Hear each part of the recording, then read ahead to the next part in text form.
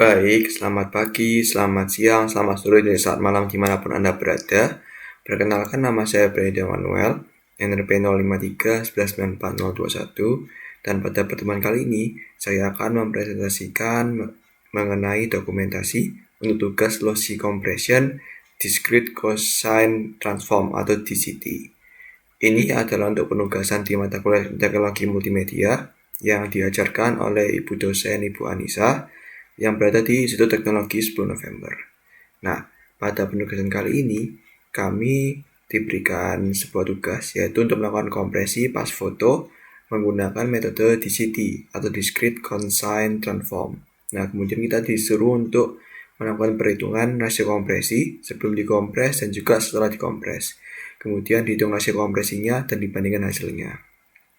Nah, nanti itu setelah selesai semua, kita akan melakukan dokumentasi dan juga pembuatan video ini untuk diupload ke YouTube untuk dipelajari lebih lanjut.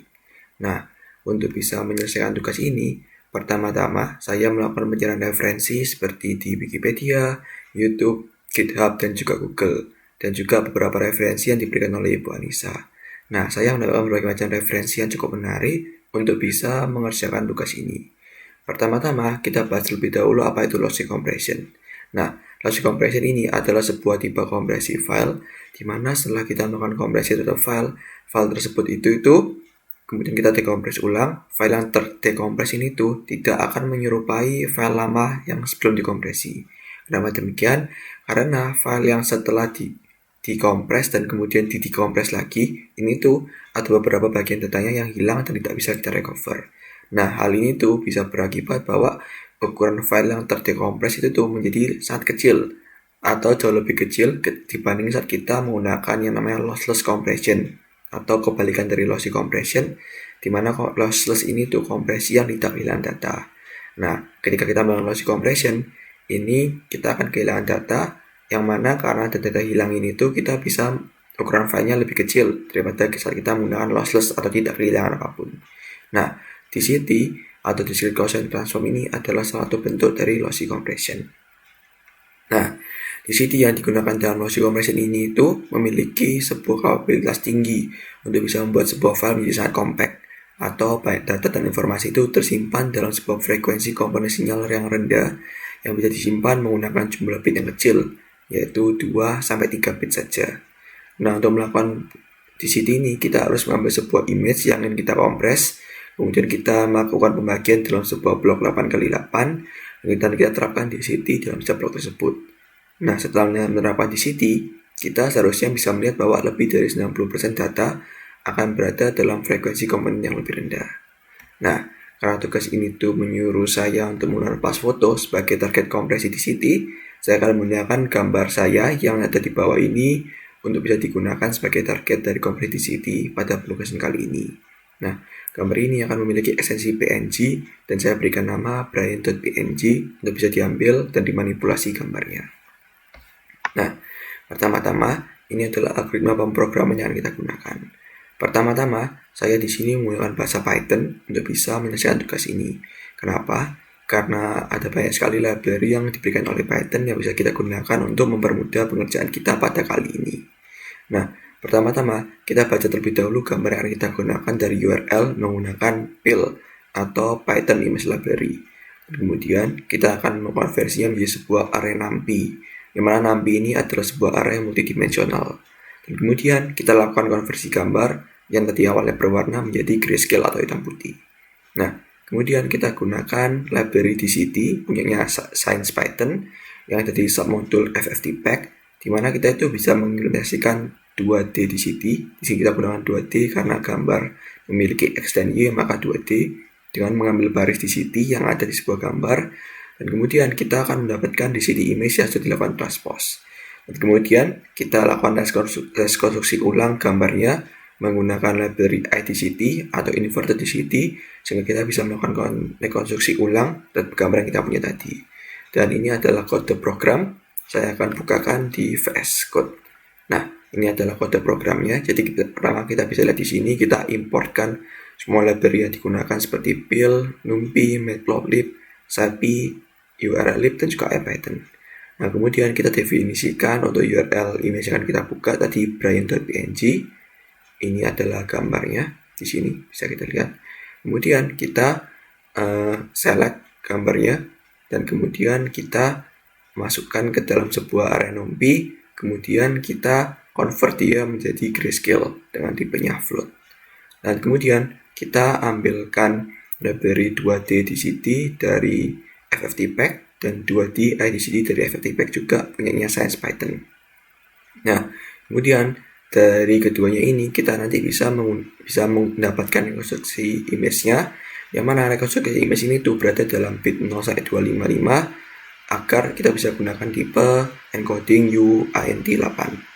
Dan kemudian kita masukkan saja, tadi kita dapatkan image-nya, kemudian kita masukkan DCT-nya dalam range-nya tadi, dan kemudian kita akan mendapatkan reconstruction image-nya yang nanti akan kita lihat. Jadi kemudian kita di sini akan keluarkan figure dalam matplotlib, di mana di sini nanti akan ada 3 figure atau 3 grafik. Untuk bisa langsung melihatnya, langsung kita jalankan saja. Kita klik run code, kita tunggu sebentar.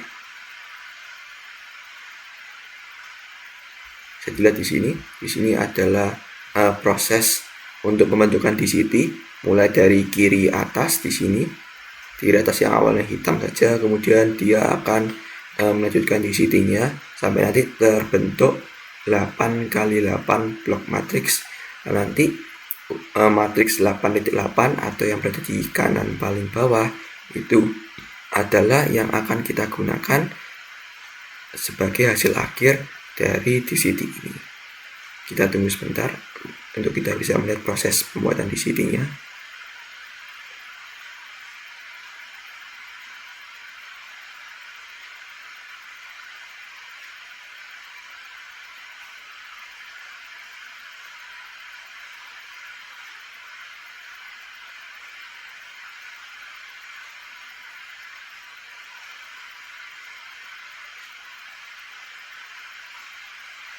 Dan di sini kita bisa melihat di sini adalah hasil akhir sampai ke paling bawah, yang mana paling bawah ini akan kita gunakan. Nah, saya akan close di sini. Di sini kita juga mendapatkan 2 grafik, yaitu first 2015 coefficient dalam grid yang akan saya jelaskan, dan di sini ada juga coefficient amplitude versus order of coefficient-nya. Baik, saya akan close dulu. Dan ini adalah hasil akhir dari compression menggunakan DCT. Baik, kita kembali ke dokumentasinya. Tadi sudah saya jelaskan mengenai kodenya. Kemudian kita mendapatkan grafik yang pertama. Di sini kita itu mendapatkan grafik yang namanya DCT coefficient amplitude versus order of coefficient. Nah, grafik ini tuh menunjukkan bahwa koefisien DCT yang paling besar dan yang paling bawah ini tuh itu tuh sama-sama nilai yang kecil. Jadi di antara 4 sampai ke -2 ini nilainya kecil, dan mereka semua ini berada di tengah-tengah. Nah, karena kita ini tuh ingin mendapatkan perubahan yang pas antara hasil kompresi dan kualitas gambar, jadi kualitas gambar tidak terlalu buruk dan juga hasil kompresi tidak terlalu besar, jadi pas sama-sama menyesuaikan di tengah. Nah, kita membutuhkan nilai koefisien yang di tengah, dan bisa dilihat kalau kita tuh berhasil mendapatkannya di dalam grafik ini. Jadi kita bisa lihat bahwa ini tuh nilainya berada di tengah sebagian besar dari koefisiennya, sehingga kita bisa mendapatkan kepastian bahwa kita itu berhasil melakukan kompresi DCT ini menggunakan perubahan yang pas antara koefisien besar dan koefisien kecil. Kemudian di sini kita juga bisa melihat grafik first 2015 coefficient di grid, yang mana semuanya itu bernilai rendah, semuanya di antara 0 sampai 10, tidak ada yang lebih di atasnya. Nah, di sini itu kita bisa memperlihatkan bahwa kita tuh berhasil mendapatkan rasio kompresi yang pas, jadi tidak terlalu jelek hasil kualitas gambarnya, tapi kompresinya juga tidak terlalu besar. Jadi kita sudah berhasil mendapatkan rasio kompresi yang pas di sini menggunakan first 2015 coefficient dalam gridnya. Dan kemudian tadi kita bisa melihat proses dia dari yang awalnya hitam plek sampai dia berhasil ke 64 gambar yang kita inginkan. Dan kemudian di sini adalah hasil akhir dari kompresi DCT-nya. Nah, di sini kita bisa lihat, akan saya coba bukakan.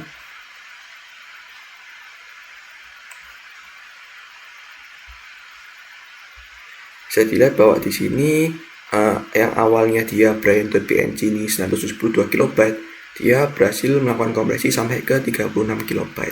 Nah, 972 dibagi 36 itu hasilnya 27, sehingga kita berhasil mendapatkan rasio kompresi 1:27 atau 27 kali lipat lebih kecil daripada file awalnya, sehingga kita sudah berhasil menggunakan lossy compression discrete Gaussian transform ini untuk melakukan kompresi yang awalnya 972 menjadi 36.